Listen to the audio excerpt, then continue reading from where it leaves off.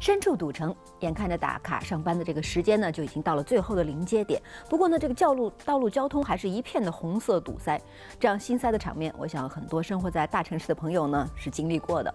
我們也都在幻想，有一天我們可不可以一飛沖天，超越這樣的困境，然後找出可以突破的可能性。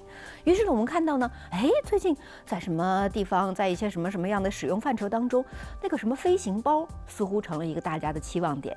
到底這個飛行包這樣的一個用具，是不是可以幫助我們在堵塞的情況下一飛沖天，實現我們心中那些不被堵住的願望呢？我們請梁煥芳教授來跟我們分享一下。飛行器的多元體現於不同體積、載重量、燃料耗用量。然而，最新橫空出世的一款名為飛行背包的概念設計，引起了人們的廣泛熱議。因為不論是飛行噴射背包的創意，還是它發展的歷程，都相當有趣。它的載重量也許是各類飛行器之中最低的，但卻是最能融入日常生活中的飛行器。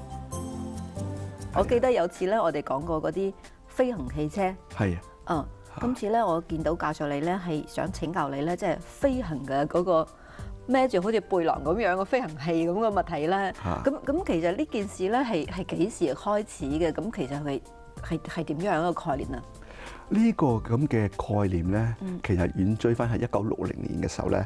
咁長時間，好長時間咧，就係美國嘅 US Army 咧，就委派一間公司嘅，咁佢做呢個成個計劃嘅。咁佢咧就當佢做咗呢個計劃嘅時候咧，佢最出名嘅嘉賓咧就係 John F. Kennedy 總統。哇！嗰陣時候咧，佢直情係有個人飛上去，就跟住喺白宮度降落嘅。咁所以嗰陣時候記錄咧係最重要嘅人物咧，就係 John F. Kennedy 見到。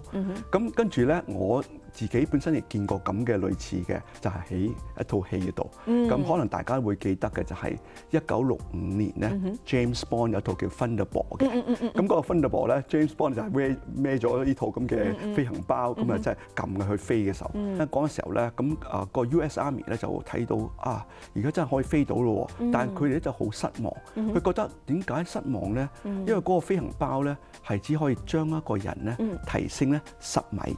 10個 meter，10個 meter 就都唔係好高嘅，就3層樓到咁樣。跟住咧，佢個遠嘅程度咧係大概120個 meter 嘅。咁佢哋當然啦，佢有啲目的嘅，可能係攞嚟係做突圍啊，其他嘅嘢。咁呢啲咁嘅限制咧係相當限制。嗰個高度同埋遠度咧就唔得㗎。唔得啦，唔得。所以佢後尾咧就係。佢就係唔再俾錢呢間Bell Aerosystem 啦，咁跟住佢成個 project 就 stop 咗喺嗰度個地方啦。咁但係咧就因為嗰個 patent 嘅問題咧，咁有20年咧，就算有人去發展咧，咁都係幫人哋打工嘅啫。咁所以就冇乜人去做。咁可能係到1990年時候開始有人有翻興趣啦，因為而家變咗嗰個 technology 咧，大家都可以用得到嘅。飛行器利用燃料製造推動力，並抵抗地心引力，使人能夠離開地面，以高速以及在較少障礙物的情況下移動。但這種飛行噴射背包需要使用什麼燃料、操控性、可飛行的距離、安全性等等，都相當值得關注。好多年前個設計咧，嗰個原理係點樣嘅咧？嗱，個原理咧其實可以咁樣睇嘅。咁佢係分開2部分嘅技術去結合嘅。咁第一部分嘅技術咧，或者我容許咧，我攞一張圖嚟到係代表嘅。第一個技術咧產生一個好高嘅氣壓。咁第二樣嘢咧就係將個高嘅氣壓咧變成一個高速嘅噴射出嚟嘅。推動嘅一個動力。冇錯啦嚇。咁第一個時候咧就係點樣產生個高嘅氣壓咧？佢就用一啲燃料咧叫 hydrogen peroxide。呢 hydrogen peroxide 咧就係過氧化氫嘅。咁佢就係經過一啲 compressed 嘅 nitrogen 嘅氮氣咧，將佢推咗出嚟。咁佢經過一個係催化劑，我哋叫 catalyst 嘅。咁催化劑可能一個鐵絲網咁樣，但係用啲銀去做。咁嗰啲咁嘅 H2O2 咧 ，hydrogen peroxide 咧變成咧 hydrogen 同埋 oxygen。佢兩樣嘢咧就唔係好 stable， 即刻變成水，同埋係氧氣，同埋產生好大量嘅係熱啊！咁呢啲咁嘅 heat 咧，或者熱力咧，就將嗰啲水咧變咗嗱嗱聲變成一啲係超熱嘅蒸氣嚇，同埋好高嘅壓力嘅。如果一份嘅液體咧可以變到5000份，咁嚟到呢度當然咧個氣壓好大啦。係。好啦，咁有一樣嘢好特別嘅就係話，成個過程嚟講係冇用過火去燒嘅，唔似話而家我哋係一個汽車，我哋要踩油時其實有個火燒嘅。咁另外一樣嘢咧，我哋就係冇話一個可以帶一個 oxidizer 或者 air 入嚟嘅，佢本身嚟講係只係一樣嘅燃料嚇。咁呢個就好特別嘅。咁嗱，另外第二部分咧，就係我既然有個咁高嘅壓力啦，咁我點樣變成一個好高速嘅嘢咧？咁好似火箭咁咧，佢就完全用火箭嘅原理。咁我將啲好高嘅壓力嘅 gas 咧，就係經過一個咁嘅我哋叫 de Laval nozzle。呢個 de Laval nozzle 好似時間漏斗咁樣嘅嘴。佢呢個係冇錯嚇，咁佢呢個係好特別嘅，佢就係咧佢內裏入邊嗰個咁嘅口咧，佢就初時嚟講係慢慢縮埋嘅，由闊變咗窄嘅，跟住由窄咧又變翻闊嘅。咁其實咧喺嗰個過程之中咧，嗰啲 gas 咧就係增加個 velocity 去到呢個所謂嘅咽喉度咧，嗰個速度咧可以去到音速嘅。音速係幾多咧？係視乎個溫度，可能300幾至到係400幾個 meter per second 嘅，所以好高。咁如果再要增加佢速度咧，佢嗰個咁嘅係嗰個口咧，會慢慢咁增加翻嘅，出嚟嘅速度咧，可能去到係2倍升速至或以上嘅。所以呢兩個技術就配合埋咧，就變成係呢個所謂嘅飛行包嘅推動力。所以我哋依家今日見到個飛行包咧，都係跟翻呢個原理同埋跟翻呢個技術去做出嚟嘅。係啦，冇錯。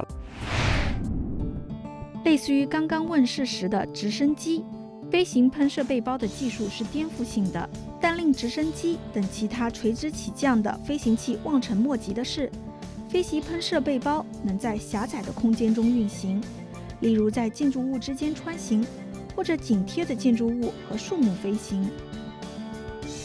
其實教授，依家嗰個飛行包咧，佢嗰個重量大概係有幾多種啊？咁你問得好好。佢嘅重量咧係一般嚟講咧，佢就話係大概係57個 kilo 嘅。57個 kilo， 57公斤啊！係啊，57公斤㗎。重過我添啊！係啊，好重㗎，因為佢本身有幾個罐㗎嘛。咁嗱。佢57個公斤嘅時候咧，佢再加埋嗰個人嘅重量，嗰個人佢就話大概起碼60公斤嘛。嗱，佢就當你講得啱咪當60公斤啦。咁但係佢仲要着一件防火衫喎，係防熱衫喎，正話你講防熱衫。咁當佢係75公斤啦。嗱，你要75公斤再加埋嗰個咁嘅係50幾公斤，加埋都130幾公斤啦。咁加埋地心吸力啦，佢出嚟嗰個咁嘅係所謂嘅係重量咧。我哋就要 overcome 呢個1293或者係1300個 Newton 嘅力㗎啦。咁嗱，好得意嘅。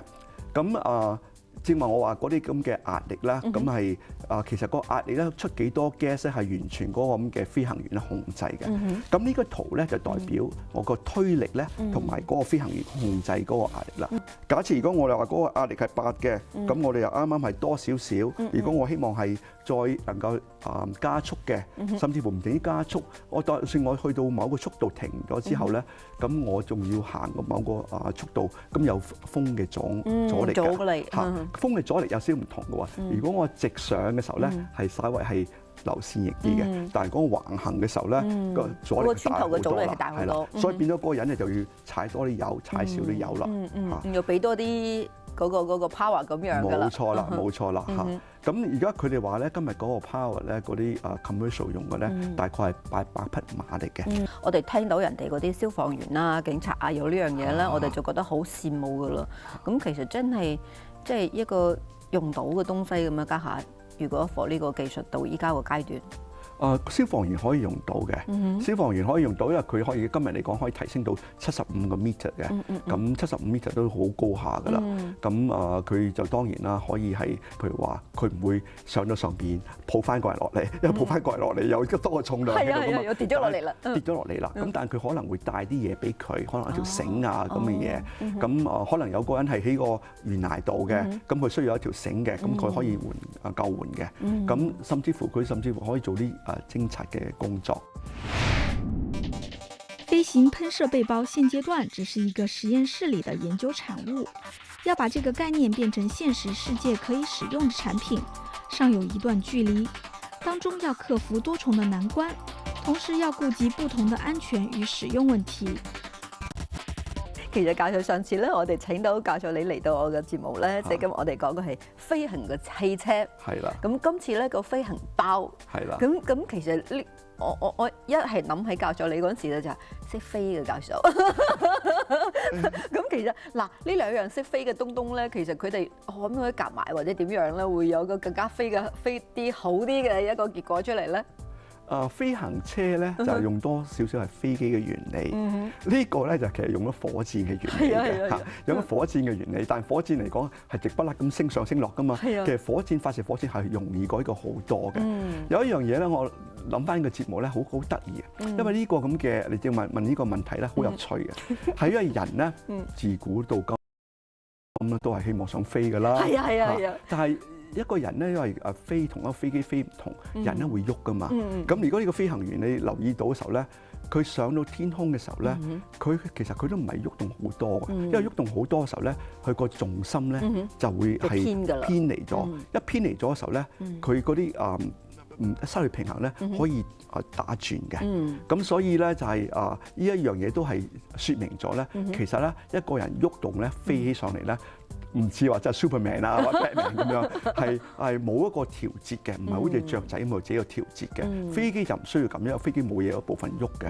咁呢一樣嘢都係一個困難地方嚟嘅。我諗將來嚟講咧，係真係可以係improve 到呢啲咁嘅燃料咧。我就希望咧能夠係唔係飛係750個meter， 我係起碼飛係kilometers 嘅，譬如2-3個 kilometers 咧，咁大家就有興趣㗎啦，好得意啊！因為究竟你問我原料係乜嘢咧？係 hydrogen peroxide。